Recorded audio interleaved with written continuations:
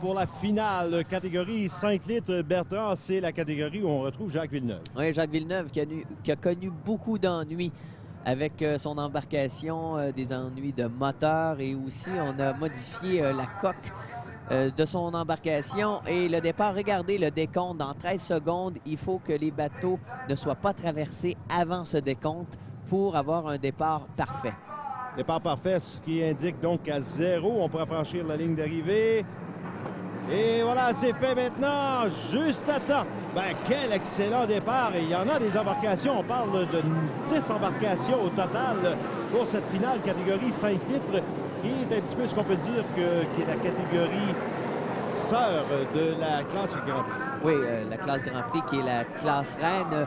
La classe 5 litres est un petit peu moins puissante, mais aussi spectaculaire, parce que lorsqu'on voit les embarcations, on peut ajuster les ailerons. Et justement, sur l'embarcation de Jacques Villeneuve, on a installé un aileron d'avion pour permettre au bateau de se soulever, mais on a eu beaucoup de difficultés avec l'ancrage de cet aileron qui a causé de nombreux problèmes à Jacques Villeneuve. On aperçoit le meneur qui s'amène du côté du virage, des virages, devrais-je dire 3 et 4. L'embarcation Amusement 222 de Norman Ainsbury qui domine complètement cette catégorie. On voyait à l'écran dans le droit arrière le peu de surface sous le bateau qui touche à l'eau. C'est absolument incroyable. Oui, c'est ce que les pilotes recherchent de façon à pouvoir atteindre une vitesse de pointe très élevée parce qu'on a moins de friction et ça fait en sorte que le bateau est beaucoup plus libre. Mais il faut faire quand même attention, Denis. Lorsqu'on arrive dans les virages, on essaie de braquer un petit peu l'aileron pour aller chercher un petit peu plus d'adhérence et de stabilité au niveau du bateau. Et là, on aperçoit la lutte actuellement entre le 155 American, l'Ambiance Express, de Jean-Guy Leboeuf et pièce d'auto Valleyfield, le numéro 4. Les deux qui sont en lutte pour la deuxième position actuellement. Et là, on essaye de libérer au maximum pour atteindre une bonne ligne droite pour aller chercher un petit peu d'avantage sur le bateau adverse. Et on a un abandon sur le circuit, le 007, l'embarcation de Claude Bergeron. Même embarcation, même constructeur de cette embarcation, James Hall. C'est le même constructeur que le bateau de Jean Théoret en classe Grand Prix. Donc, c'est un abandon pour celui-ci. On nous rapporte qu'on aurait des ennuis du côté de Jacques Villeneuve dans cette catégorie 5 litres.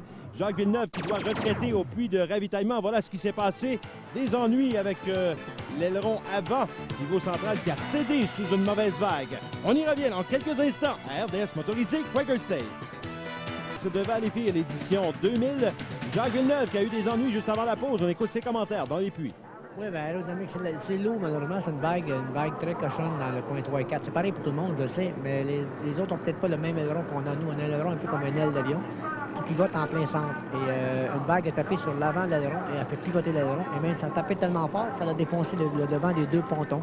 Ça, c'est avant qu'on débute la course même. Alors, c'est plate, mais c'est pareil pour tout le monde, je le sais, mais il y en a aussi qui capotent ou qui revirent en envers là-dedans. Malheureusement, ça fait partie de la game. Alors, malheureusement pour lui, Jacques Villeneuve, c'est un abandon, comme il l'a mentionné avant même le départ de cette épreuve.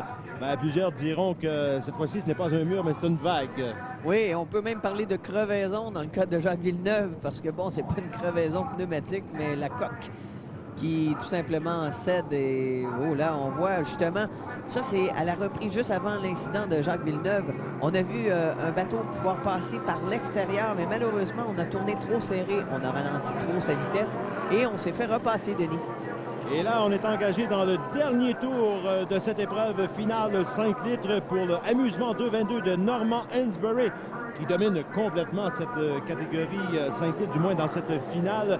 Norman Ainsbury qui domine depuis le début le lancement de cette épreuve en classe 5 litres et il vole littéralement sur l'eau. Il vole sur l'eau, Denis, et on sent bien que son moteur, juste au son, est capable de déterminer ceux qui ont fait vraiment un bon ajustement moteur parce qu'il y a plusieurs ajustements qu'on peut faire sur ces embarcations. Et déjà, on vous mentionne que la semaine prochaine, pour l'émission RDS Motorisé Quaker State, nous serons de retour de nouveau aux régates Molsonex de Valleyfield pour vous présenter la deuxième portion, dont la classe Grand Prix et la grande vedette de cette division, évidemment, Jean Théoret. Pendant ce temps-là, Norman Ainsbury, lui, qui a négocié le dernier virage, s'amène vers la ligne d'arrivée pour confirmer sa victoire en catégorie 5 litres, le Amusement 222 de Norman Ainsbury. Il l'emporte devant Jean-Guy Leboeuf, un autre pilote favori de la foule ici, du côté de Valleyfield. Norman Shannon, troisième position. On vous rappelle de l'abandon de Jacques Villeneuve. Hansbury à 109 km/h. Belle victoire pour le pilote de l'embarcation Amusement 222. Norman Hansbury, félicitations. Une belle victoire en classe 5 litres. Parle-nous un petit peu des conditions. Bon, déjà là, tu as pris un super départ, tu as contrôlé la course du début à la fin, mais le vent, je pense, était quand même un problème. Le vent, j'ai jamais vu ça, du vent comme ça. C'est quasiment les conditions pour faire des courses de offshore, puis pas pour faire de l'hydroplane. J'en ai mal tout partout. C'est dur, ces bateaux. C'est dur sur notre physique. Je veux dire, Dame Nature n'a pas été avec nous, mais on est obligé de dealer avec ça. On n'avait pas le choix. Mais c'était pas évident.